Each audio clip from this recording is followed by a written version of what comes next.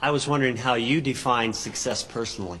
I can certainly define happiness because that's what I am. I mean, I get to do what I like to do every single day of the year. And I get to do it with people I like. They say that success is getting what you want and happiness is wanting what you get. Well, I don't know which one applies in this case, but I do know that I wouldn't be doing anything else. I do advise you, when you go out to work, go to work for an organization that you admire, people you admire, because it'll turn you on, and you ought to be happy where you are working. I always worry about people who say, you know, I'm going to do this for 10 years. I really don't like it very well. Then I'll do 10 more years of this. I mean, that's a little like saving up sex for your old age. I mean,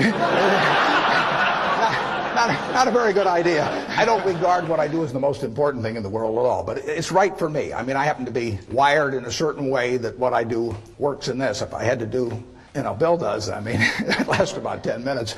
That's true of a lot of things, but luckily I kind of stumbled into the thing that I do best, and it's worked out well.